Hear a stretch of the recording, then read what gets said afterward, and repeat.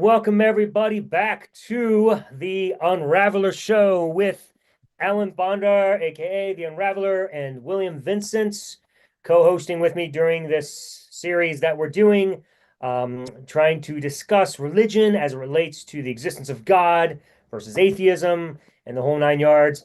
If you are just joining us, I do apologize once again, having this technical difficulty with the link that I keep having prepared ahead of time on YouTube.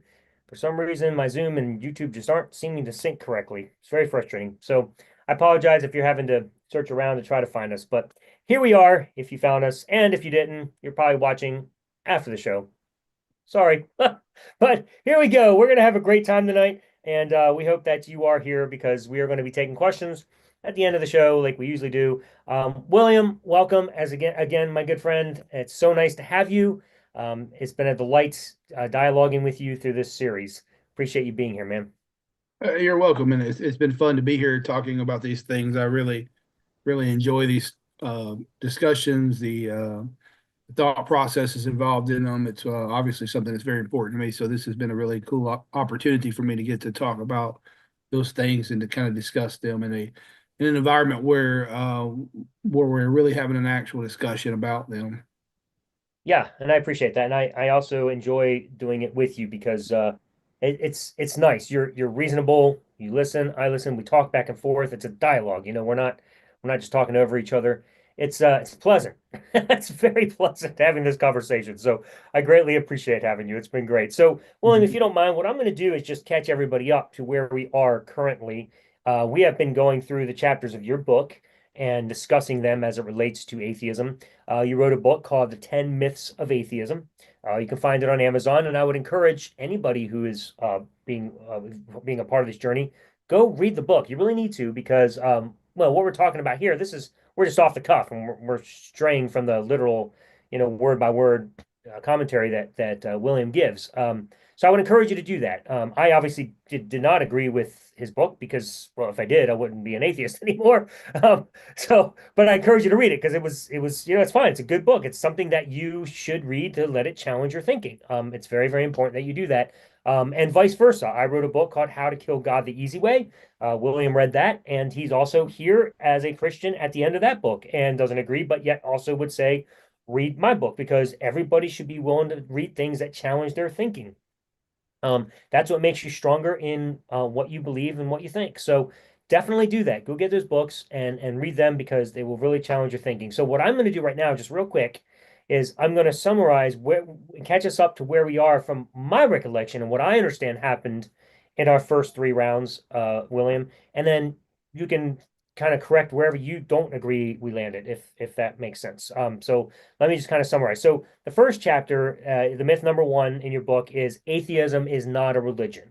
And the idea is that atheists are arguing that atheism is not a religion, and you go through pains to explain in the chapter that yes, it is a religion.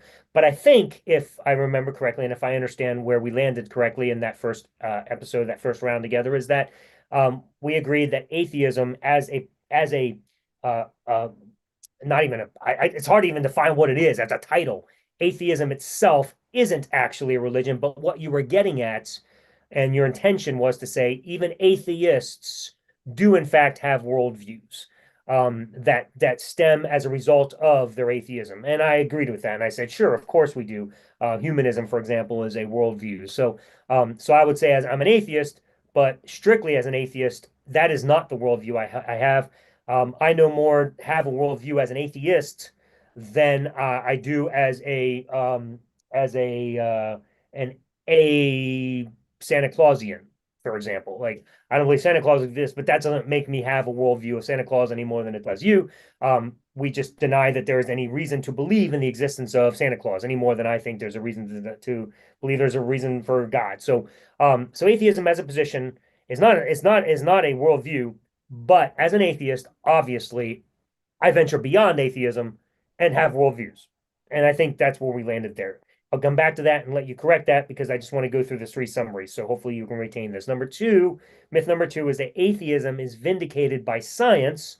And if I'm not mistaken, the argument there was that atheism is trying to, according to you, atheism is trying to make the point that it itself, atheism, is proven by science that we somehow are saying God cannot exist. And I made the case, no, atheism isn't actually saying that. Atheism is not saying science is proof that God doesn't exist. It's simply not proof that God does exist. So what I remember us doing there was nullifying that idea as well, that atheism is somehow saying it's proof that God doesn't exist, when I like, no, it's not actually proof at all. Um, are there some atheists that I would call Gnostic atheists that would come in staunchly and say, I can prove God doesn't exist? Well, sure, they're there. I'm sure, yeah, they're definitely there. But I'm not making that case. I'm simply saying maybe there's a God, maybe there isn't. I just have yet to see any evidence for one. And I'm willing and open to have somebody demonstrate it, but we're still in that stage where we're talking that out and trying to figure out if you can demonstrate that to me. So that was basically, if I understand it correctly, where we landed in chapter 2. And then chapter 3 that you discussed was the myth that science and faith are incompatible.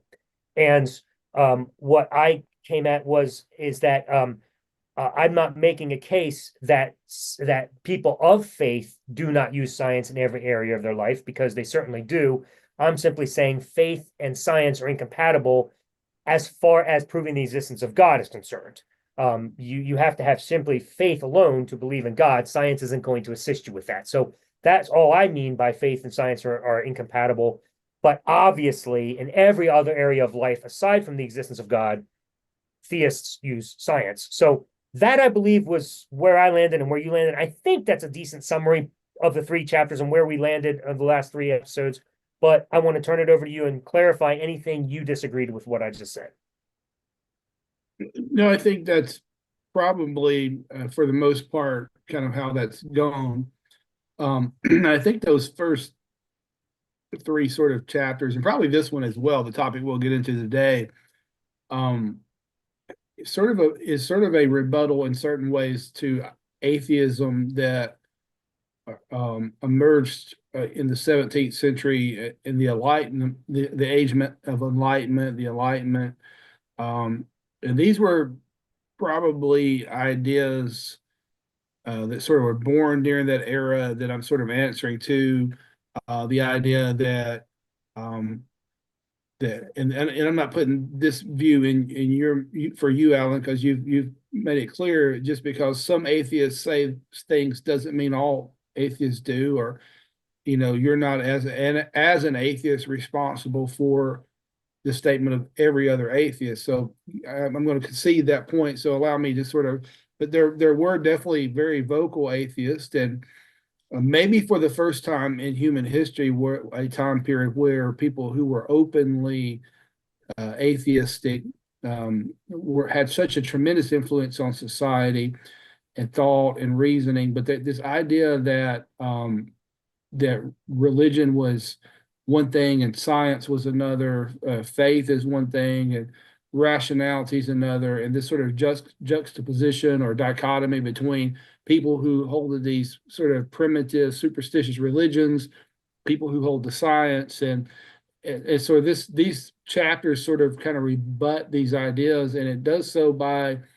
to begin with going to this idea that when I say I don't believe in God, that I've sort of absolved myself of responsibility for defending my worldview. And let me stop and say this: there could be some person out there today, maybe they run across this YouTube live discussion and they think, I don't believe in God, and I have zero desire to prove to anybody why. And that's fair enough. They don't have to, okay? But if you have a worldview and you're going to kind of get into the arena of let's debate, let's contend, let's say what's right, then you do have a responsibility to defend your worldview and to give an explanation as to why what you're saying aligns more with all that we know than what maybe somebody else's view does. So that's kind of what that's trying to say there, is that these first 3 arguments, I would say, I could reframe them to say atheists do have a worldview, and that worldview is not an absolute cause and effect result of any scientific experiment. It is because they've looked at the information and they feel and believe that this is the way things are. And then secondarily, people who are who do have a different intuition there, who do say, I think God does exist. I think there maybe is something mystical, and there's various layers of that, obviously. But just because they say that doesn't mean they have to ignore the cause and effect data that is produced by science. You could absolutely, and I'd like to think that I'm sort of that kind of person that could say, well, this is what I see as the data that science produces, but nothing about that makes me think that my essential intuition about the universe is incorrect. So in other words, I could be a very rational, very scientifically minded person and still someone who has this intuition that God exists. Um, and so those were kind of what we were trying to argue against there.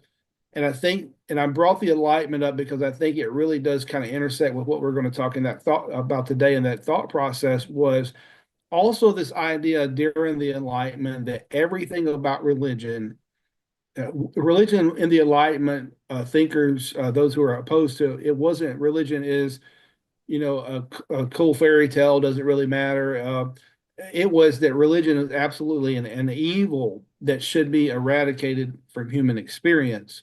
And and one of the means for sort of arguing that is the idea that religion is some sort of detriment to humanity, that we are held back by religion. And that religion, that's one level of that. And then you could build on that and take that further and say also, all the things that are bad about human experience, all the things that are wrong with human society and culture have a root in the misconceptions of religion, and we should eliminate that from humanity and human experience so that we can live the better and the more good and better life.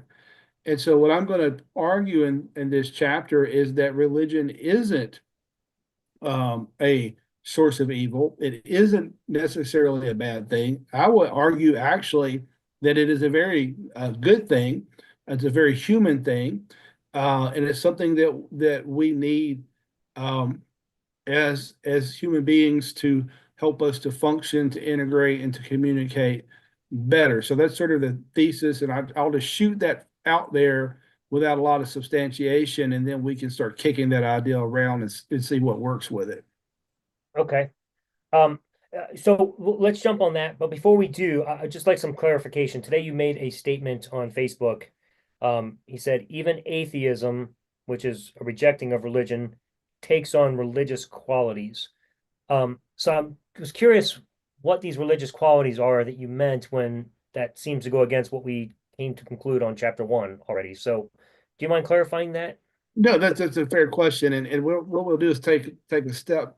We'll approach that question from the academic study of religion. And so if you take the time to look, find some textbooks. Oh boy, I think you froze, William.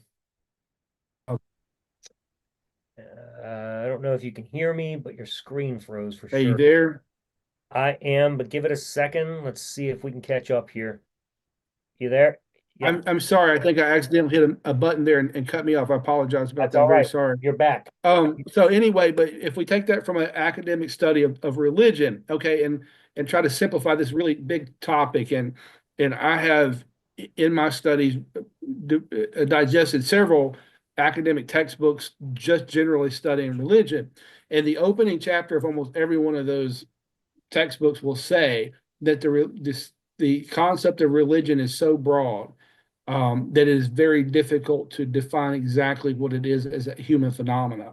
And they would give examples of things like there's forms of Buddhism, traditional Buddhism, that would be difficult to distinguish from atheism. There are people who practice the religion of Buddhism who call themselves atheists. So religion is a difficult thing to define. And I think when I say that atheism takes on religious qualities, I'm meaning in that very broad, general approach to sort of zoomed out view of religion as a phenomena itself.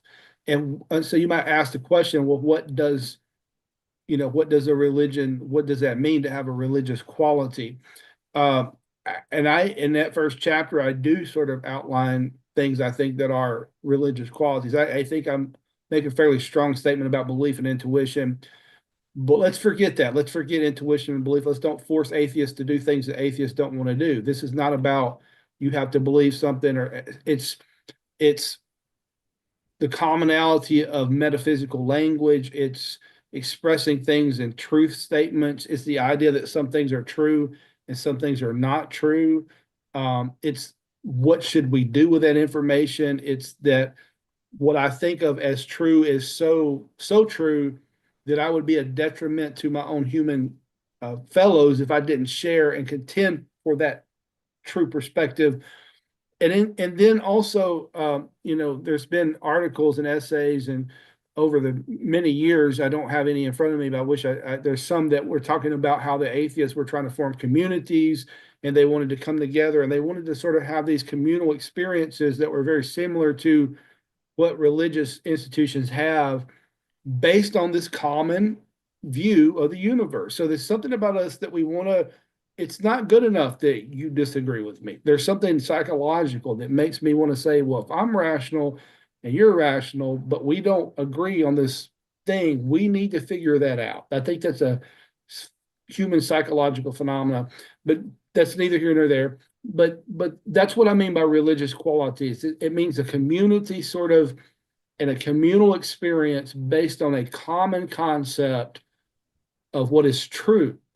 Now, is it true that different atheists have different worldviews? And I think one of the things I agree to, and I think you did as well, obviously, was that there's not a worldview. There's not a atheist religion with 10 commandments, obviously, and that's not what I'm saying. But what I am saying is that just like in Protestant Christianity, Protestants are able to have numerous various views and ways of framing their reality, but they consider themselves to be Protestant, even though each individual is responsible essentially for their own worldview. And so I would say if atheists have worldviews and then they have a common sort of identity that we can say that we are atheists, and then we do things like write books and do lectures and quite frankly podcasts, and we talk about. So that's what I mean by religious qualities. I'm not saying you guys believe in a God or you secretly believe in God and you're not telling anybody. What I'm saying is that the way that we quantify truth and want to talk about this concept of this is true, and again, it's so true that I should contend for it for the benefit of my fellow man because I believe it's that true. That is what I mean by a religious quality. So I'll stop there for a moment.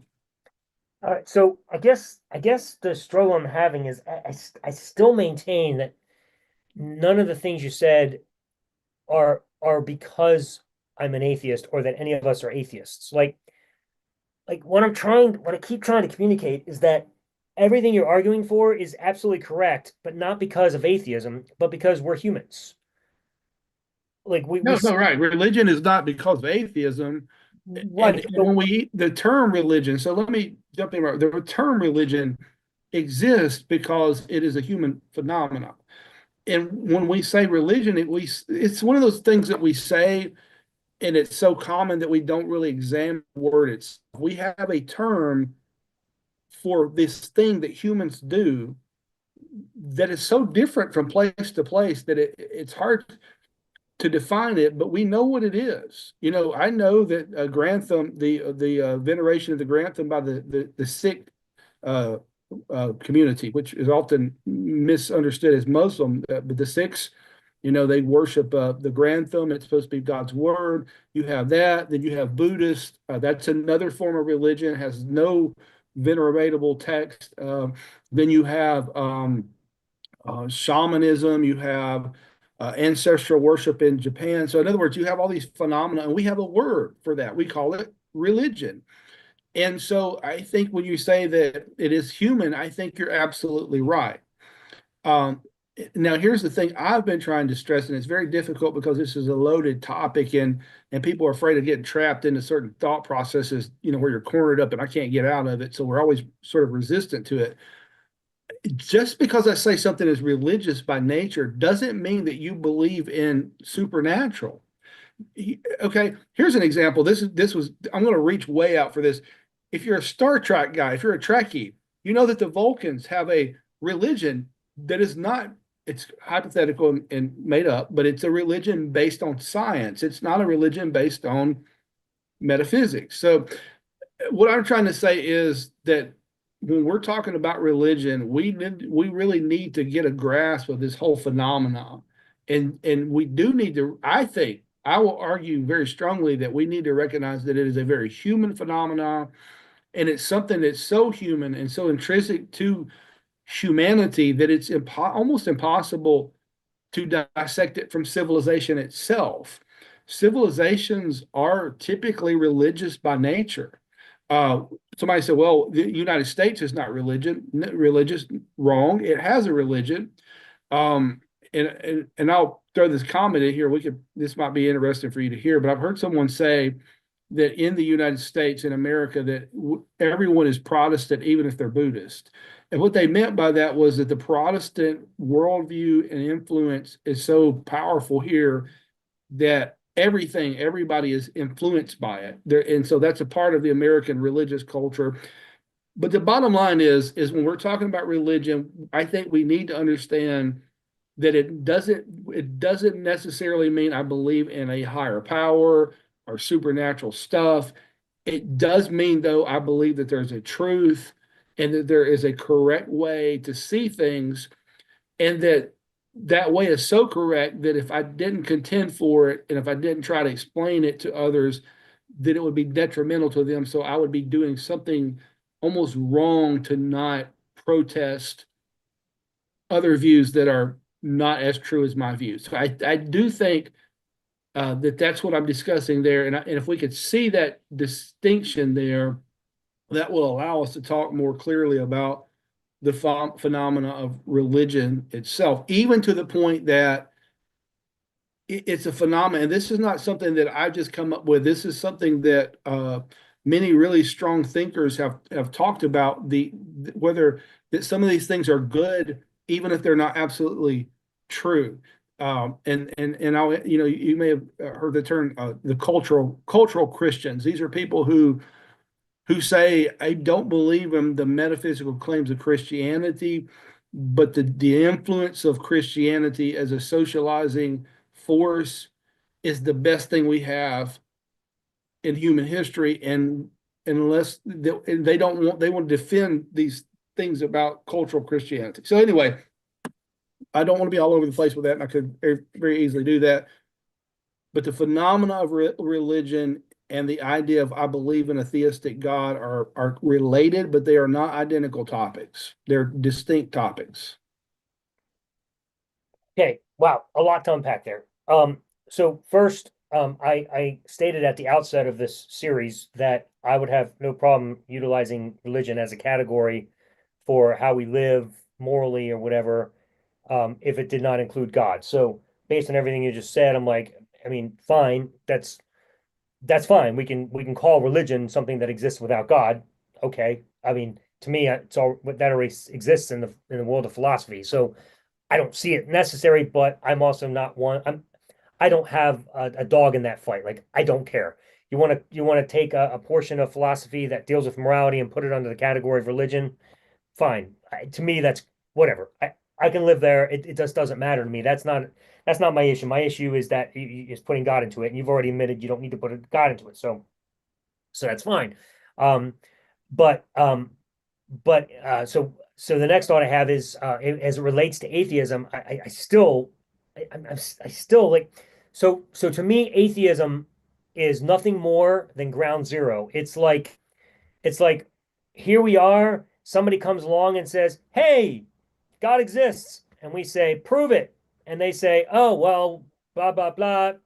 That's nope, still don't see it. Nope, still don't see it. Well, you just have to have faith. And we're like, no, we're going to stand at ground zero. That's called atheism. We've never declared anything. We've never made a system of worldview. Nothing. It's not a worldview in any way, shape, or form. Everything you are arguing for has nothing to do with atheism. It has to do with us as humans that feel the need to develop worldviews and systems and whatever. And I'm all for that. But it's not atheism. And that's my biggest beef is that people have this idea that atheism is some worldview, and we're like trying to make claims. We're not making claims. Christians are making claims. We're just saying, I don't buy the claim, and that's it. Like it's like we never moved from ground zero. I don't understand how you've never moved from ground zero. You can be accused of creating a worldview. That's just not reasonable. That is not the case at all in any way, shape, or form. So that's my big contention here when it comes to atheism. I think there's a lot of hoopla about atheists and people trying to say that we have something to prove. And I'm like, we don't have anything to prove. I'm not even trying to prove God doesn't exist. I've never tried to prove he does. I don't, well, I did as a Christian, but as an atheist, I never did. So there's no attempt to prove anything in either direction as an atheist. That has nothing to do with anything. Literally, it's ground zero. That's where I started. That's where I ended. That's where all of us atheists. That's it. Wherever we go beyond that, that's completely beyond atheism, and entirely different beyond atheism. That's where we start developing our worldviews, and you can classify us as whatever you want. And there's a whole lot of different worldviews. I can see that. So it's different. So, like for example, you said Protestants, whatever they make a claim, they make a declaration, whatever, and they have a whole worldview, and they have different views from all the other Christians. Exactly, because they're actually first off making a declarative claim God exists, and so from that stems all of these worldviews. Fine, but it's still the beginning of it still starts with faith. And that is entirely different than science, as we talked about. They are incompatible. You cannot prove anything in the metaphysical world with science. It just doesn't happen. That is completely and utterly based on faith. And I think we started to get to a point where we agreed on that. I know Sam Frost and I agreed on that. He even says you can't prove God empirically. I don't know where you stand with that. I think you do. I think that's from these discussions you're there, but you may correct Yeah, me. I mean, I don't disagree. I don't. Yeah, that's a fair statement. If the from what I know from everything that I've put thought into, I don't think you can, and I don't. If you understand classical theism and its propositions, that's sort of a given in that thought process is that whatever that God would be, if that God exists, and I'll use if for this discussion, if that God exists, then that sort of entity would not lend itself to anything that we as um, lesser entities could use to measure that. We could deduce that. Um, we could arrive at that conclusion, maybe sort of rationally, but we wouldn't be able to point to that and measure that in a way and say, here's the God Geiger meter and it's hitting 20 and this proves that just wouldn't work. It wouldn't work on any level. And I think that the problem with going back to the Enlightenment sort of kind of got caught up in this idea that everything that's true and real has to have a measurement. It has to be measured empirically. And I would take a step back in my thought processes. I sort of agreed with you that I thought atheism was probably the null hypothesis in my approach. I mean, which is why I started with that idea. But I think I should also say that, atheism doesn't just emerge by itself. I don't know if there's other places like India. I don't know of strong atheist movement are in Christianized Western societies. In Western society, atheism is a particular voice and a particular force, and it doesn't just emerge by itself. It does emerge in a Christian society, and typically I haven't, and maybe they're out there, but I haven't really met atheists who don't have some sort of cultural interaction with Christianity, and so that's another reason I think that it's a mistake to say atheism isn't sort of a worldview, because saying something isn't true is simultaneously saying something else is true. You can't say something's untrue without knowing that there's a truth to place it. Even if that truth is, I don't know what the truth is, you're still saying, I know something, and I Well, know that no, that thing that you're. no, dude, that's not remotely true at all because no, look, I don't know personally any atheists, and I'm definitely not one that says what you're saying, William, is untrue. I'm saying what you're saying, William, I've not seen any evidence to prove yet. That's totally different. Saying you are absolutely wrong is a definitive claim, and I'm saying I have no reason to believe you're But you right. have people like Richard Dawkins, Christopher Hitchens, Sam Harris, uh, uh, Dennis, I can't remember his name, but these are the four horsemen of the new atheist, and they're absolutely writing entire books that say not just that we're wrong, but that we're so wrong that I actually wrote this down because I thought, and this is Richard Dawkins. He said it is fashionable to wax apocalyptic about the threat to humanity posed by the AIDS virus or mad cow disease and many others. But I think a case can be made that faith is one of the world's great evils, comparable to the smallpox virus, but harder to eradicate. Okay. That's I, Dawkins. You know, I, Hitchens in 2007, he wrote a book, God is Not Great, How Religion Poisons Everything. And I just recently saw a video from Bill Mayer. I was watching him today. The title of it is Religion is Evil. And this is not saying I just don't see it. This is people saying I see that religion in these is yes, wrong. It's because so wrong no, it needs to be eradicated. yes, and I agree with all of those statements. And the reason is because that is entirely different. And the reason is because what we are doing there is we're making observations and we're saying from what we can observe in reality, this is dangerous. This is problematic. And so we're making a case from observable facts and data.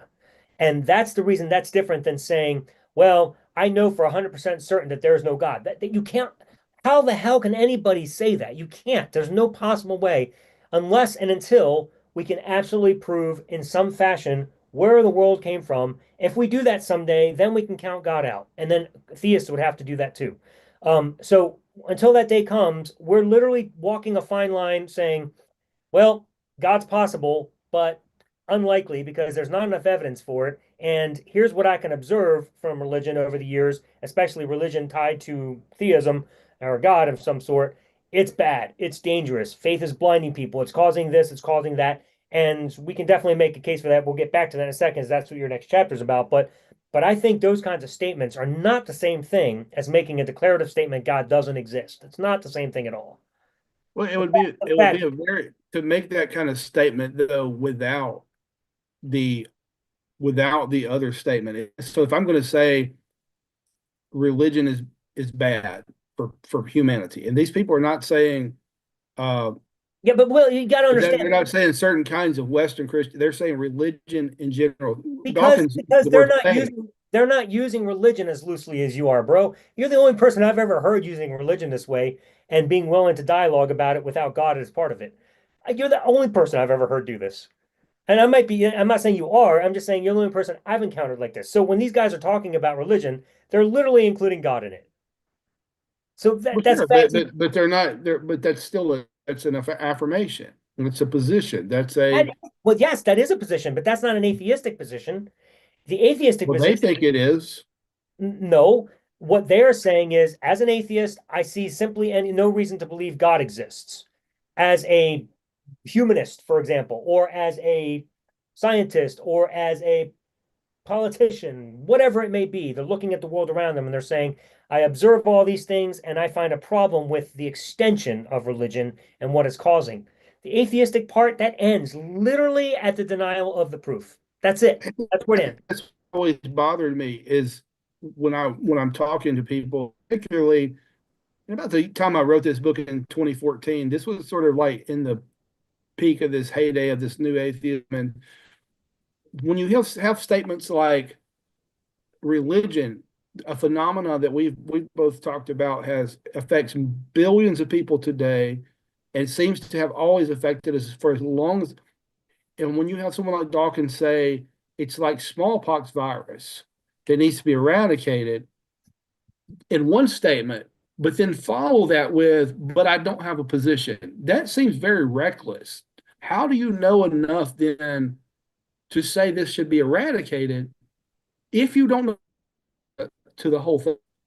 So I've always had that problem. I would rather someone like Dawkins say, and I don't, it's the problem saying, yes, I don't think there's a God. I think it, but I feel better about him because he has at least a rationality for making that statement.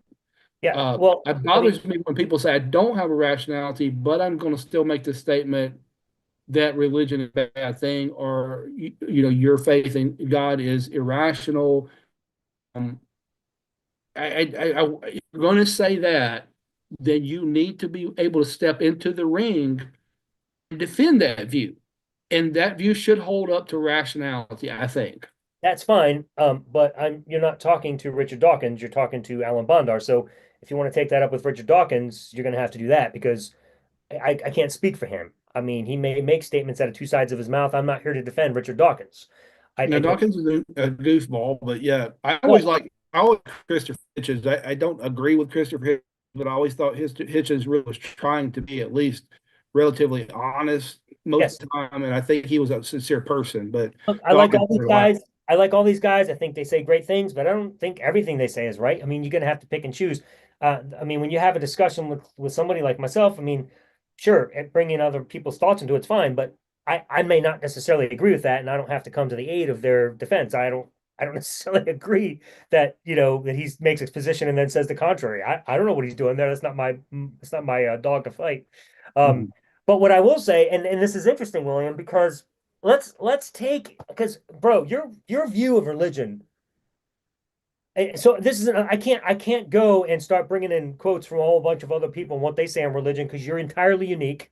So all I can do is talk to you because I need to know what you think, and this is all that matters here because we're talking. If I want somebody else's opinion, I'll talk to them. So here's the thing: you've made a case so far. It sounds to me like you're saying religion, with or without God, permeates every area of life. Am I hearing you correctly? Yeah, I think so. So if Yeah, that's the case, then doesn't that nullify your entire chapter 4? I don't think so. Well, No, think about it. If in fact it is permeating every area of life, then religion absolutely is the cause of all evils in the world because it's part of every area of life. I, yeah, there's no, no way to escape that. that doesn't logically follow. Um, Okay. it, it because religion affects in aspect of life doesn't mean it's the cause. As a matter of fact, if and when we get into the chapter itself, No, I you're start missing my you're arguing, missing you're missing my point. You're missing my point. If everything in life is lived out because of religion, this is the case you made. then then somewhere along the line, that religious belief was a causation of the pain that was brought, also the good in the world. So I'd have to also agree to that if I'm going to make this case. But I'm just simply saying, if you're going to make the case that religion is the bottom line foundation for all things in life, then it is in fact the cause of every evil and good that happens. no, because what you're talking about in terms of good and evil are things that religion tries to teach us how to respond to. Um, you know, the recognition of the idea that there is a good and evil is it maybe is a part of that to some degree, but generally the idea that some things are bad. So and real generally religious thought and say and extrapolating this to human thought as well, we tend to sort of have this idea there's things that are unfortunate. If I have a flat tire, that's unfortunate. If whatever. But then we see things as evil. Evil seems to be something that's not unfortunate. It's a willful act against some sort of principle of nature. If I kill you, if you're breaking into my house, and a lot of this has been the sort of discussions of religion, millennia actually. You're breaking into my house, you're trying to hurt my family, and I take your life in that instant. Maybe I'm justified, but if you're outdoing me in business and I take your life, it's not justified because there's something evil about action. It is against the nature of something. And in some instances of human interaction, those are easily defined. Probably the one scenario I just gave is easy enough to define. I shouldn't kill you because you're a business rival. If you're trying to hurt my family, that's a whole different.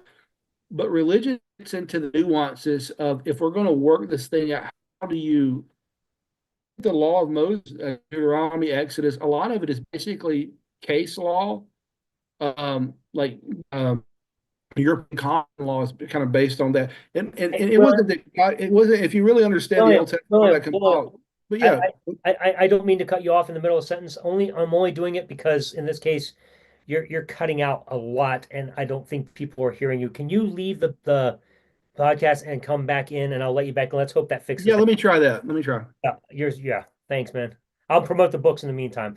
So anybody who's watching, also just FYI, if you actually found us, I apologize. The link to that I created for the show originally on YouTube wasn't connecting us properly. Technology, man, just doesn't work sometimes, and I apologize. Hopefully you found us, and I appreciate it if you did. Thanks for joining in. We're going to be taking questions at the end of the show before we end up. So stick around and please gather your questions and please put them in the forum or the conversation. So I'll or the chat group room actually, and we'll go ahead and take those at the end of the show. So please do that. Um, and uh, and also, please take a look at the books that William and I wrote. I encourage you to grab them. Mine's called How to Kill God the Easy Way. William's is called 10 Myths of Atheism. You can find them both on Amazon. So William is back. Sorry about that, dude. I felt so bad cutting you off. I didn't want No, people. I get it. I can't tell. So that's fair. And thank you for doing that. I don't want to be chopping and everything. You're already better. So go ahead and see if you can pick It's, up. We're talking about the law of Moses when I cut you off. So yeah, and I could get lost in that. So I'm going to try to be careful. But the point being is the law of Moses, the five books are basically a compilation for the most part of case law. And so it wasn't like, a lot of your fundamentalists will think, well, God says to Moses, hey, this is super important. Make sure you tell them if somebody's cow breaks into their neighbor's yard that they should do this and that. And it sounds kind of weird. What really happened was these people came before Moses or maybe even some later judges and they said, hey, this dude's cow broke into my pasture. It killed all my stuff. What should we do? Or maybe that I think what happened in one of these scenarios is the bull broke through and then the neighbor killed the bull. And so they go before Moses and Moses says, and he speaks with his authority, right? Well, this thus saith the Lord. Well, that's kind of the way he would pass sentence, right? In ancient Israel, God said this. Okay, this is what God would have you to do. You pay him back for the bull and you give him the price of it, and we'll call it even Steven. Okay, that's kind of how that's working out there. A lot of that is if you really follow those things through, and that's reading it's all random and sort of kind of compiled together, and then it was edited and redacted at various points and times. Point being is we're going back to the point is religions are trying mostly to figure out how to walk that narrow path of what's the right thing to do and what's the wrong thing to do.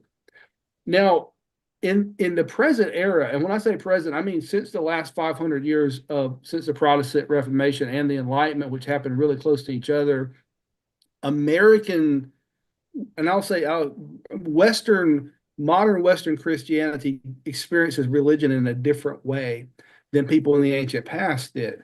In the ancient past, religion was not something people made up every other day.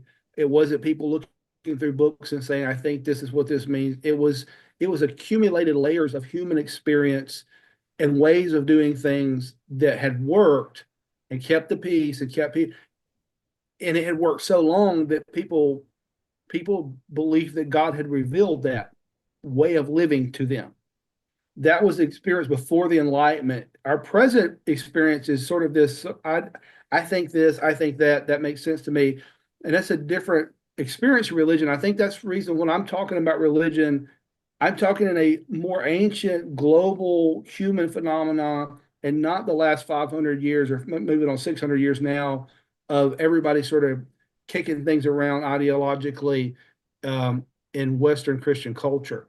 So I'll stop right there and let you reflect on that for a minute before I go any further, because I could really get lost in the weeds there if I'm not careful. no, I mean that's it's fine. I understand your explanation. Um I I mean it's still if religion is just generically anything, even with or without God, it just seems like in my mind everything stems from that. All morality stems from that. So I get your point that it's how you respond to things, but it's also how things take place. So it'd be no different in my mind than the God of Scripture saying that He gives and takes away. You know, he causes the evil, but he also works out good through the evil. Um, so it's both the cause and the response. So I guess I can't see how if religion in fact permeates everybody in every area of life, that it is not the chief factor for both the cause and the responses to things. So The causation there, so let's take a practical example, something we both agree that's probably morally wrong. Let's say murder, okay? So I don't think we really need religion for the big things a lot of times, not so much because we know, but anyway, so uh, in the Old Testament, the Judeo-Christian tradition, you have, thou shalt not commit murder, okay? Um, and so let's just say I have committed murder. The religion isn't making me commit the murder, and it's not causing me to do that. The religion is showing me how to frame and respond to that human action. If I'm the person that done it, then I've done wrong. But it's not just me. The society around me looks at my action and says, that thing you did, you just broke a commandment of God. That's God's commandment. It's not, and so we need to act to balance this sort of scale out. So it leads you into the social interaction here. So it's when you not a say cause and effect. It's not causing the evil. It does define what evil is. when you say the society around you, you mean your church? No, I'm talking more than the general global historical human I don't. societies. Okay, yeah, but Yeah. I don't think that's the global standard. God said this. That you just that threw me completely. Like that was not. Well, you would think maybe not, but that's absolutely probably not the case. From what I've studied over history, as far back as we have religious history, there's always been this concept of a lawgiver or uh, very anthropological, very similar to the Yahweh of the Old Testament, honestly. And so it would have been said in English, obviously, or maybe even Greek, but this thing of that God said. I mean, even the Chinese had this idea. They call it the rule of heaven. They use the word more heaven or skies than we, but it's still the same I concept mean, but that the like, law bro, I comes mean, from like, above. in what way is your case here demonstrating the existence of Yahweh? You're actually proving the opposite. You're saying that every religion, every culture believed in a different, every society had a different God, whatever it was, and they just called upon it, and that was it. How are you going to make a case for Yahweh from there? Well, I mean, if every society on the earth said that they, saw some phenomena, we would probably historically say that lends validity to the phenomena. Yeah, but not to Yahweh. Why not? Well, because everybody's seeing something different. How? Okay, but okay, I use this example. We'll probably get to the Greeks believed the universe was a like a dinner plate, and there was a dome over it, right, and everything. And societies before that believed that the Earth was a piece of land floating on the back of a turtle. Okay, now the Greeks are wrong, and the turtle people are wrong, but the Greeks are better than the turtle people. They're and today we say no, that's not right. There's okay, three different views. Some of them are better, some of them are worse, but different views of a reality doesn't make the reality not exist. The reason we're discussing these various views of reality is because the reality does exist. Yes, and I would say in comes science, and it's the better view of all. You'd have to be careful with saying science is a view because if science goes beyond measuring things, it becomes a religious view. It doesn't. It does measure things. In fact, even religion says it measures it, but the only measurement you have is faith. So there's no way to measure that. But at least science gives a measurement. It gives some way Well, by which to measure things. it depends on what religion you're talking about. Again, when you're talking about Protestant, solidified, scripture alone, we can't do any works, that kind of stuff to participate in a religion. I will be honest with you, and I probably make a lot of people mad. I don't, if that were the sort of religion available, I don't think I would see very much value in it because if me just checking off a checklist of I believe these things are true and now I'm good forever, I don't see any value in that. I see value in participating in things that do transform me and transform my experience of life. and I'm giving credit to religions like Buddhism, Taoism, shamanism. These things people participated in, and they did change, at the very least, change them psychologically. I mean, And so, okay, fine, but like, like I don't know, man. Sometimes you say things that absolutely floor me. I'm trying. I literally am trying to figure out how you are going to get to Yahweh at some point because you made these roundabout statements that I'm just like, okay, it's like Confucius say, great. I think he said some great things, and the Dalai Lama and Mother Teresa, and we're gonna gather up all the wise people from the world, and we're gonna take the best from them. We're gonna say these people said some great things. Let's live by the things they said, and then in comes science, and we're gonna include that in it, and this is a wonderful life because we got a lot to glean from. Dude, that's called nothing more than learning from history. How does this in any way, shape, or form prove some sort of a supernatural God named Yahweh? well, two things here. The first one will be theological, and the second one will be cultural. There's a term called apophatic theology, and you may not be familiar with that because most people who are not from a Eastern Christian tradition are not very um, aware of the term. Apophatic basically means what is not said. And I won't spend too much time here, but I want to throw this out. So what we would say as Orthodox Christians is almost anything we could say about God is probably untrue. So what we can only really affirm is what we can't say about God. We can say God is not a created being. God is not. So it's apophatic theology. So when you're saying all these things that God isn't, how's that proving God? For us, that's exactly how we define God, is by saying what God is not. God is not these things. The second thing is a cultural reference to Sherlock Holmes, and Sherlock Holmes was obviously the brainchild of Sir Arthur Conan Doyle, and his character said, once you've eliminated every possible scenario, what is left, no matter how improbable, is the truth. And so what I'm doing is I'm saying if these are realities and these are things that exist, and I listened to this. I listened to several podcasts this morning. It was storming. I didn't get to go to church, so I just kind of and I was listening to some debates between science of physics, intelligent design type arguments, and I listened to a couple of guys, and they were trying to give reasons why fine tuning doesn't explain, doesn't indicate a creator. And they were talking about, well, magnetism and all this stuff, and the weakened forces of gravity, all this stuff. It could have been a little bit different, and all this. And they said, well, there could be a multiverse, and it could have been there. And it seemed to me that they were working extremely hard to come up with a reason that answered this phenomena that was better than just saying it seems as though this is the way it's supposed to be. And supposed to be is a matter of will. It seems like that the only way for us to be here in this moment having this conversation is it's supposed to be like this.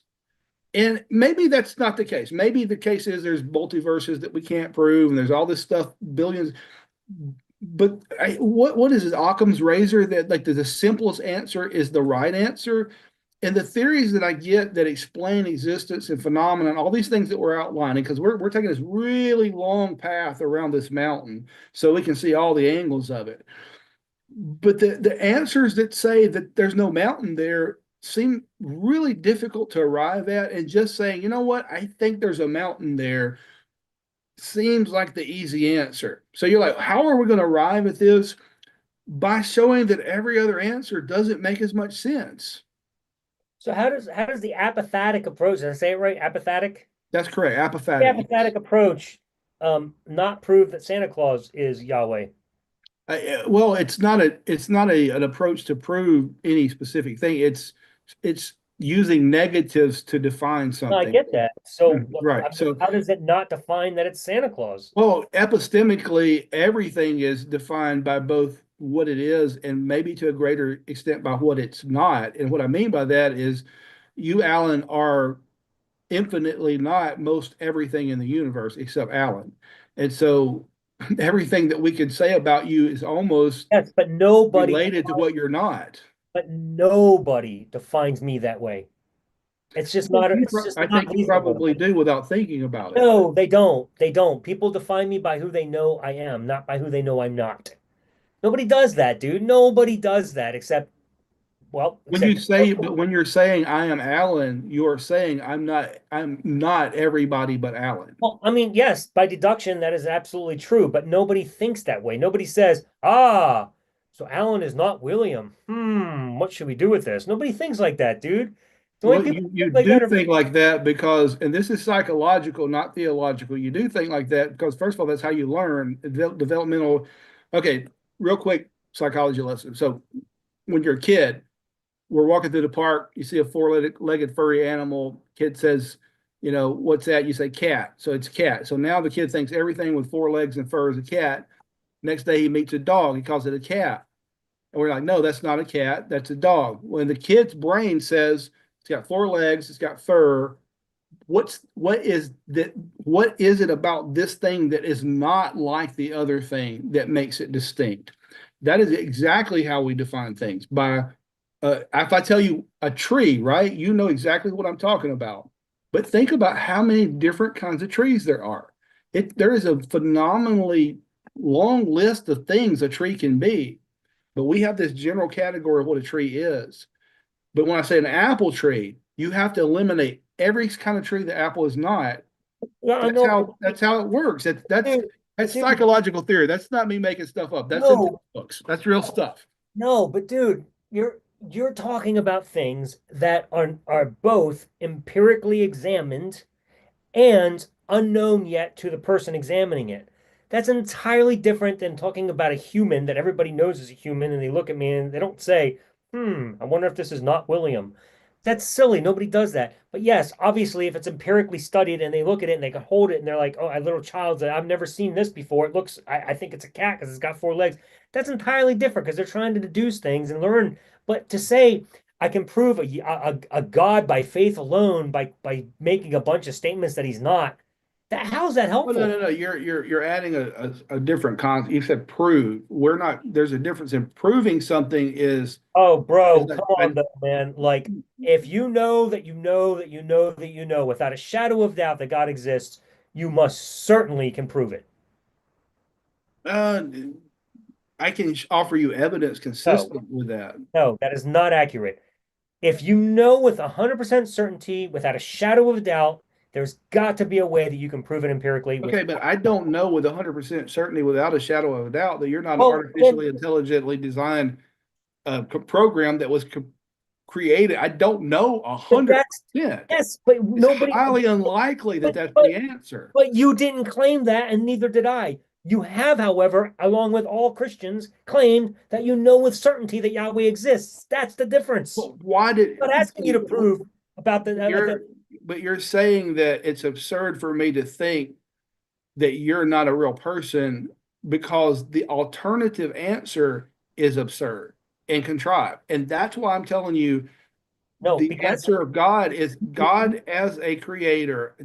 General classical theism is a much better and easier answer for most of these problems than going round and round about multiverses and we make fine, okay, okay, but that's totally different than saying I know with certainty. What you're saying, William, is this seems like the most probable option.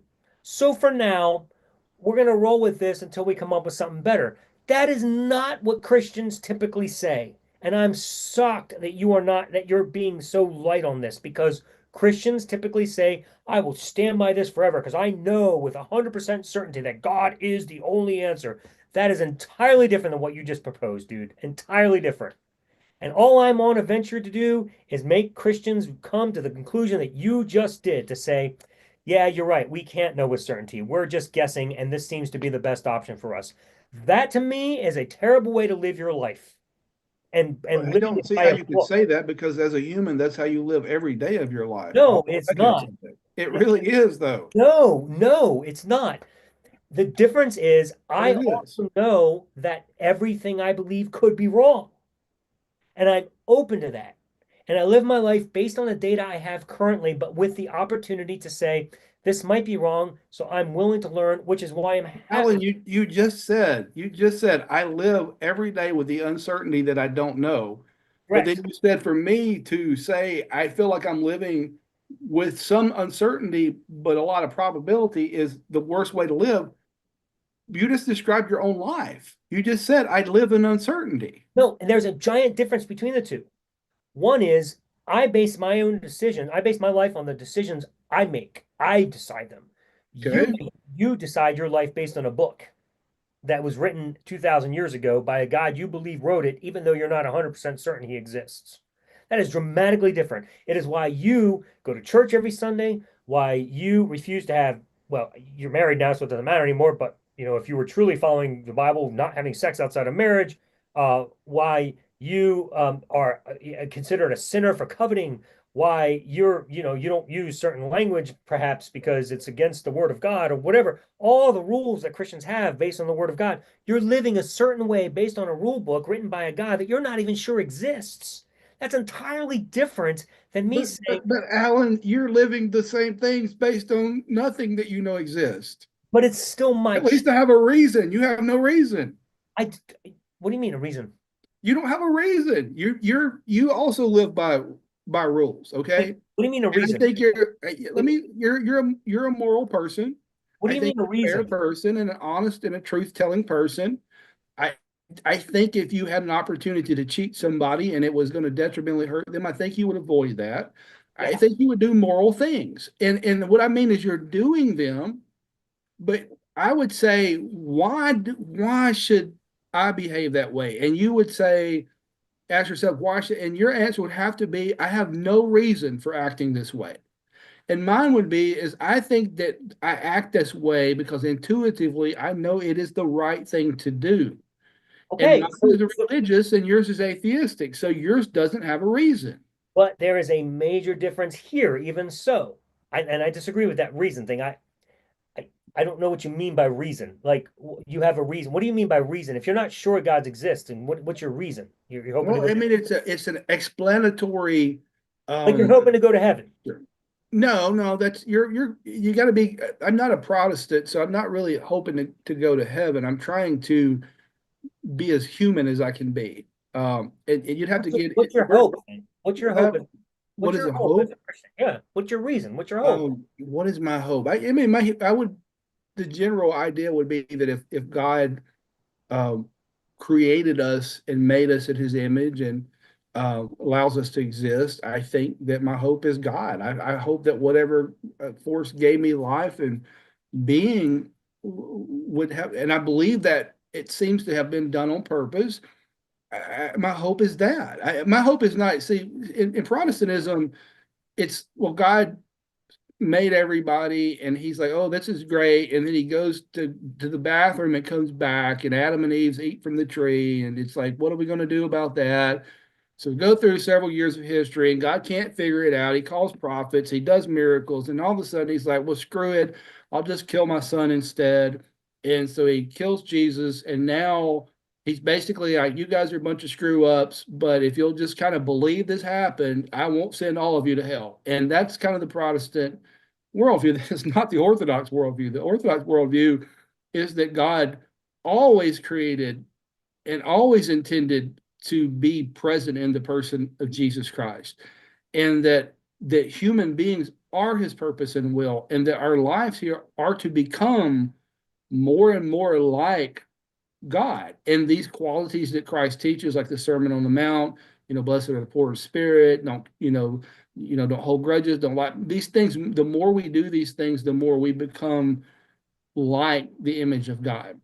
Now, I you may think that's a crazy, crazy whatever, but that it's a very participatory type of thing, and it's very personal. It's transformative for me. And when I say I have a reason, now you can maybe understand what I mean. The reasoning for me to pursue this is I believe that for me to do this thing, to live in this way, and to try to be this kind of person is divine. It's godlike. It's and I would say this, Alan, you would say, well, you probably think I'm just a work. I don't think that. I think when you're doing things and you like, I don't know why I do these good things, but I do them because they're good and I don't have a reason. And I think that's honest. I think you're truthful. And I think whether you realize it or not, you're still participating in what we would call the thing the term is theosis. It's becoming like God. And so anyway, I could get way off in that. That's way off down the road, and that gets into theology and why it works. But you said Right. a reason, and that's kind of what I mean is it's not a reason in the sense of, well, if only God weren't here, I'd go ahead and kill this guy, or if only I didn't have God, I'd steal from this register. That's not the reason I'm talking about. I'm saying I'm going to do this because I know it's right. But why do I know it's right? What is it that says it's right? That's what I'm saying. There's something compelling human beings that there's a right way and a wrong way, there's a good and there's an evil. And that's what I mean. What is that thing that compels? I call that thing God. That's what I mean by there being a reason. Right. All right. So that's what you call it, but you don't know for sure. You just are guessing, and you think that's the best possible option.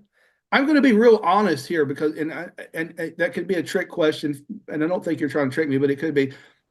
No, I'm not No, 100% really, sure. it's skating back to I'm a finite creature. I don't have a picture of a photobomb of God. I don't have so no, I'm not sure. There's an no, uncertainty. I There's mean, a just enough said, bro. Like yeah, yeah. you've already crossed a line that is way beyond anything I will ever hear from any other Christian. I am utterly shocked that you have come this far and admitted that you just can't know for sure. Bro, you will never hear another Christian say that. Even Sam was saying it's faith alone. He still says, I know for certain. I know 100%. No, you don't. You don't know 100%. So I get tired. I truly get tiresome of that. So so with you, we can move on from that because you've already crossed that line. You already admit you're just living this life because to you it's the choice you made. You just think it's the best option. And really, let's face it, dude, it's Pascal's wager.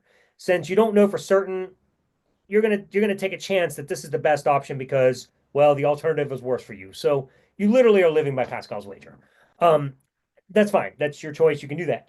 Well, I'm not. I want to change that just a bit because I think you're almost right there. But I'm not living because I'm doing things already, and I'm putting the things I do into an explanatory framework.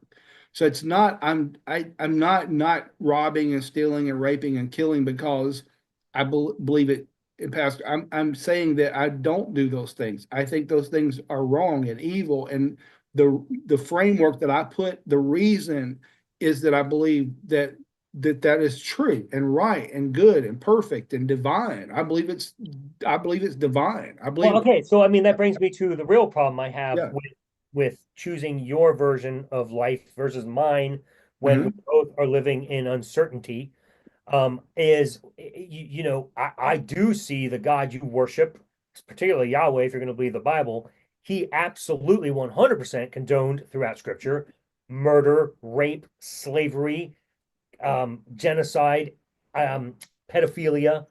This is horrible stuff. So, one of the reasons I refuse to even consider this God as a good possibility for me to base my life on, with the uncertainty that both of us have, is for those reasons. Even if God ended up being absolutely 100% proven empirically, and he showed himself and came down and was like, oh, I'm here, I would still do the same podcast and I would still reject him as my God because he is absolutely an immoral God himself. He does not deserve to even live the way he's treated people. And bro, all of these things can be proven from scripture. And it doesn't matter from what everybody tries to argue, a theologian, well, it's because he had a plan and he pulled it off and he did it for the new covenant and blah, blah, blah. It doesn't matter. The fact is, at any point in history, he chose that this was going to be condoned and endorsed and gave rules on how to do these things properly, as if rape's a proper way to do things or slavery, as long as you don't beat them within three, as long as they live after 3 days. Like, bro, this stuff is insane. The way he treated people and killed people, it is not praiseworthy. And so that God is not worthy of my praise, even if he was real. So it's not a matter of him pulling off some plan. It's the fact that culture should not be trapping God. God should be above culture. And if he knew it was wrong today, he should have known it was wrong then. And that he should have had a different plan to pull it off. So I have a real problem with the God of Scripture, and that's why I would say, William, in both of our views where we're uncertain, I choose my view versus the Yahweh view. There's no way in hell I'm going that way. Yeah, but what you're describing is a fundamentalist No, Christian uh, view. You no. are describing a fundamentalist Christian view of the Old Testament. If you look at even Second Temple Jewish speculation on the Old Testament, they didn't take the fundamentalist literalist view of the Old Testament interpretation that you and quite frankly modern Protestants do. The early church fathers, St. Paul doesn't use literal interpretations of the Old Testament. When he, like for instance, in Corinthians, he's talking about the phenomenon of speaking in tongues, and he says, "For it is written in the law with men of other tongues and um, other tongues I will speak to this people." If you look at the actual passage he quotes, it's not talking about some mystical language. It's talking about an invasion, and that it would be a foreign country. And so, and numerous times he does this, and numerous times the apostles. As a matter of fact, the challenge would be to find places where they literally interpret the Old Testament, particularly this passage. They always allegorically interpret it. And Metropolitan Callistus Ware once said, he said this, that that in the Old Testament, people would often write that God told them to do things because that's what they thought God had told them to do. So we were able to see the Old Testament as a progression of people trying to understand, layered over Second Temple type of reflections on that, and then through the lens of our church fathers. So Protestant fundamentalists go right back to Genesis, and they say, well, this is the word of God, and God wanted these people to kill all these other people. There's no nuance, there's no room for interpretation. God said it, this is what, and that is not how we read the Old Testament. We read the Old Testament as people who are trying, and we read it, quite frankly, realizing it is an accumulation of literature over thousands of years in the Jewish tradition that developed into something that happened between about the 600 BC and then leading into the emergence of the Christian church. So, long story short, this fundamentalist idea that God is telling everybody to go kill their neighbors and rape and murder, that's one way to look at these texts, but it is not the traditional way that those texts were read and understood. And there's a whole progression and tradition that is missing very often from the Protestant reading of the Old Testament. So I don't think it's fair to say, I would say it is fair to say that the sort of God that comes from that sort of reading of the scripture very often becomes a reflection of the very evil sort of people that we would think that God would judge. In other words, people use these texts to justify their own narcissism, their own pride, their own arrogance, and God becomes a reflection of that person versus that person becoming a reflection of God. And I would say, I know we're getting close to the end of this, the difference between Orthodox Christianity and I think that kind of Christianity is that many times they're using that to make a God in their image, and we're hoping that our image is transformed into this divine image that we Dude, think is fully revealed in Jesus Christ and what he teaches in the Gospels. I can't fathom any Christian creating a God in his image that would condone and endorse any of those things, rape, murder, slavery, whatever. That seems ridiculous to me. Who would who would sit around and create a God like that? Depraved people, people who are full Wow. of pride, people who want to control people, people who want to manipulate, people who want to use power over people. Yeah, I mean, just because people are reading things from the Bible doesn't mean make what they're doing holy. Matter of fact, you can take the Bible and things from the Bible and create some of the most unholy, evil stuff that you can imagine. Um, there's a whole nuanced thing here, and I think that's important too, maybe because I think if you don't see where I'm coming from there, and you're just thinking, well, how did you get from this thought processes to let's go kill everybody. I don't ever get there. That's not the way we're looking at it at all. And so that's the part of what you've written about that I think I agree with. And I think that's when you're saying this doesn't make sense or these kind of things are are concerning. I say, yeah, I agree. I definitely agree. Um, and so I think we could probably have discussions on bad ways to look at the Christian scripture and why some of these things are bad. Um, Well, so maybe we'll do that at some yeah, point. That sounds good. All right. Well, I mean, fair response. So we're gonna have to round this out here at some point because we're gonna see if there's any questions. I don't really see any, but I'll look closer after I finish my comment here. Um, so again, for those watching, apologize if you had to like find us and the link didn't work. I feel bad. We tried. Just YouTube wasn't syncing with my Zoom meeting tonight. So we had to jump ship and go a different route. So thanks for finding us if you're watching. And if you're not, thanks for watching us after the fact. But we appreciate you being a part of this journey with us. It's been a lot of fun. But William, so to the chapter, is religion responsible for all the evil in the world? That's really what we were discussing tonight primarily. And I guess when it comes to the question earlier in the show, way, way long ago, and I didn't get a chance to get back to it, um, but you had said that part of the argument you make is that religion also has done lots of good, and without it, could we actually have advanced to where we are today? Something along those lines. Is that about fair?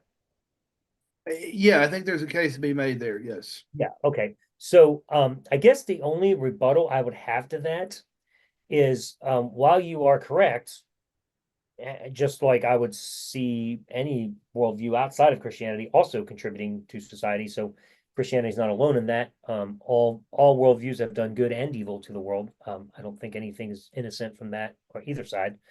Um, I guess what I would say is when it comes to um, whether or not the world could have benefited without religion, I would say I don't know that we can know whether or not we would have advanced further without it.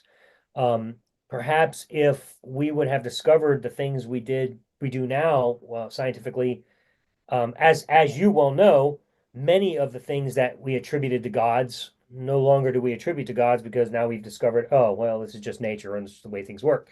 And that's just some things are just scientifically proven. So the longer science exists, the less we're needing gods to give reasons for things. So had this happened farther in the past, perhaps we would evolve faster. And without religion, maybe humanism, without theism, humanism could have evolved much stronger and much faster, and we could have done less wrong and evil in the world and more good had we not had this hold to theism. So I'm going to say that and also caveat it with your view of religion. Maybe religion, again, if we separate and isolate it from philosophy and just make it a system in its own where we're just dealing with morals, if we were to isolate any gods from it and just say, hey, let's just talk about morality and let's figure out the best way for humans to live and let's work this out. Maybe if we weren't having so many people base their worldviews on an ancient Near East book that really drove a lot of really wrong things, like even small things. Like for example, William, when I was growing up, my parents believed tattoos were evil because of the Old Testament passages, from passage, I forget Leviticus something, I forget what it is, where you're not allowed to wear tattoos because Yeah, you're they should whatever. not make any mark on your body for the dead. Yeah, Yeah, and then, that's kind then of it's in passage. the same passage, I believe, as growing your beard out. I think it's in the same passage as wearing two, polyester and cotton together, whatever. And it was very cherry picking verses, My parents would be sitting at the table telling me tattoos are wrong while they're wearing a polyester and cotton shirt, and it was Right. Yes. and I'd be like, really? It was just so ridiculous. But because this was the word of God and they didn't really study it the way you and I did growing up, they just, or even in our later years, they just believed what they were taught, and I think it caused a lot more damage in people than good. And that's just a really small example, but we can get a lot larger than that. But I think without a Bible and a rule book like this, some ancient thing and a God, I think humanism could have actually accomplished far more good by now than we did evil had we not incorporated some God and some biblical religion into this. And I'm not just going to criticize Christianity for this. I mean, Islam is just as to blame for this. I mean, there's so much evil in that book as well.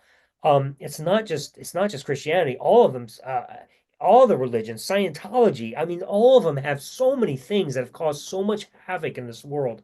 And I'm simply asking, do you not think there's the possibility that had we not had all of that to cause a detriment, that isn't it possible that strictly as humanists, not relying on some ancient rule books plural, that maybe we could have just had a better society all around?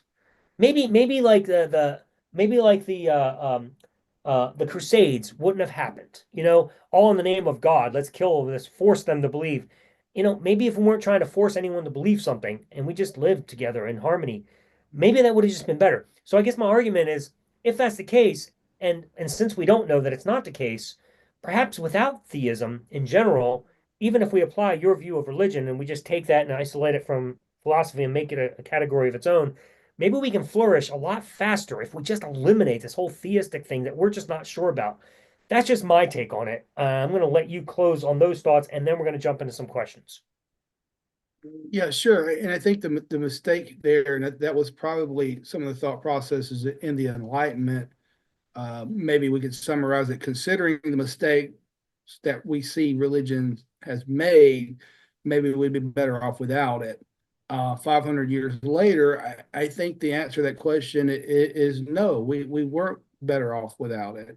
Particularly looking at what happened maybe within a couple of centuries of the Enlightenment in Western Europe, which was particularly affected by it. And we think about the Nazis, but the Nazis weren't the only ones. You had all the imperialistic powers in Western Europe were doing terrible things, et cetera, et cetera. So I think that the human, and you said humanism. I'll throw this one out. This is a grenade, but I think Christianity, particularly Orthodox Christianity, when you understand it correctly, is the root source of humanism. The idea that God became a human person, and we say in Orthodoxy, God became man so that man could become God. And it's the idea that God, the deification, the exaltation of every human person is humanism, and I think it does kind of come from that root thought. I don't know. It's a hypothetical question. Could we have done better without it? Maybe, but we haven't done better without it. So it makes me very skeptical about what that world might look like. If I could say that. I mean, that's fair enough. I mean, we're just dealing with hypotheticals, so there's no way of knowing for sure, but some fun, entertaining thoughts. Let me just browse through this and let me see if there's any actual questions. If not, then we'll just end the show. Let's see. So Lazarus Conley Lance says the funniest thing is Dawkins has retracted that bit ever since he pissed off the Muslims. What you were talking about earlier, his comments, yeah, admits Christians are much better. In other cultures, they can and do. Um, let's see. So now I'm just reading comments because I don't know if there's any actual questions, but let's see. Homemaker Calling says, I would like to know what, oh, maybe this is a question.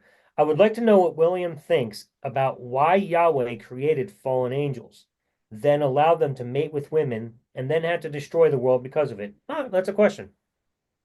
It's a massive question that I probably need 10 podcasts to go over the answer to.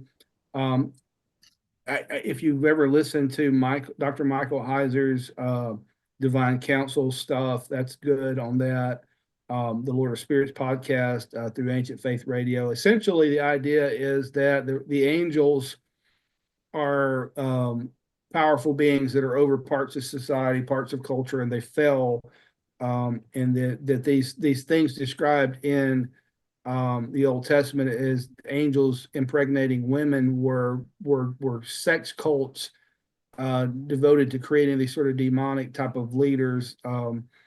There's a whole lot there, and I would probably confuse you too much getting into that. But I don't know how to give you an easy answer to that question. I think it's a worthwhile phenomenon. It kind of ties into the actual Judeo-Christian view of other religions and other views of gods. We don't.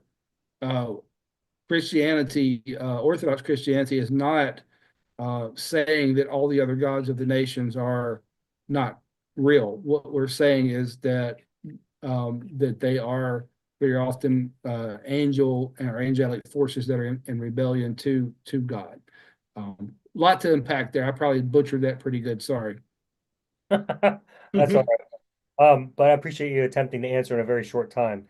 Let's see. A whole lot of ritual and how to make a Nephilim. Hi, Lance. What's ritual? I guess that's a question for Lance then. I'll send you a link. Okay, thanks. No problem. Okay, Lance asks me a question. For Alan, have you ever looked at how violent the transition was for hunter to farmer? Not extensively, very briefly, but I do know that it wasn't universal, and I know that not everybody adopted the violent aspect of it. It was not easy, of course. But I don't have a lot to speak to that. I don't know what the reason for that question is. I am certain you're relating it to this discussion in some way. Maybe. Yeah, maybe the just a general historical evolution of human culture and society. I will say this, this is not a debate, it's not intended for debate, but it was interesting that I read that the average hunter-gatherer spent about 20 hours a week gathering food and necessities for themselves, and the Neolithic farmers spent almost every waking hour of their day gathering food.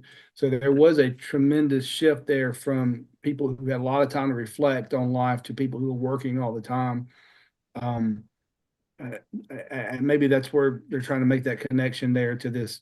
Humanity has been sort of moving from one phase to another, and religion typically is included in that thought process because the emergence of the city state was basically the idea that it was based on agriculture, because for the first time in human history, we were able to store things like grain and produce. And so rather than having to follow herds around and hunt, we could stay in one place and we get surplus. Well, if you got a surplus, now you need an army to defend your surplus from your neighboring tribe. And if you got an army, the king becomes powerful, and then you get this concept of the rule of heaven. So there's sort of an emergence of a sort of a religious context that goes along with the Neolithic revolution. And I actually have wondered at times, my feelings on society, how far have we really progressed? And when you think ecologically, are we really doing harm through some of the powers that we've been given through knowledge? So there's a whole lot of stuff there. Maybe that's where they're going to relate that. Maybe. Interesting. So there you have it. Between William and I, we have all the answers you can ever imagine known to mankind. I About don't know, everything. William knows, and that means William knows everything because I don't know half of the answers to the questions you guys ask. So thank you, William, for always having the brain in these conversations. I almost swing at it. Even if I can't hit it, I'll swing at you. Sweet. That's great, dude. I love it. Bro, I can't tell you again how much I enjoy these conversations with you, man. I just love the honest dialogue between us. It's so nice. So anyway, next week we are off, because next Sunday we are not meeting, and the following Sunday we are not meeting, because we can't be on. So what William and I decided to do is we're going to be switching our show to Tuesday nights at 6 o'clock Eastern time. Did I get that right, William? 5 o'clock. Yes, Okay. yes. So that not this Tuesday, which is the 8th, but next Tuesday and all the Tuesdays following, we're going to be meeting at 6 p.m. Eastern time to continue our dialogue. So in 2 Tuesdays from today, that's not this Tuesday, but the following Tuesday, we will pick up with round 5, where William and I will discuss the fifth myth that he argues for in his book, that atheists claim their religion is an attempt to explain unknown phenomena. So that'll be an interesting discussion. I think that'll be fun. So plan to join us in 2 Tuesdays from today. Yeah. William, thank you again, my friend. Everybody else, thanks for joining. We'll see you in 2 Tuesdays. Have a good night.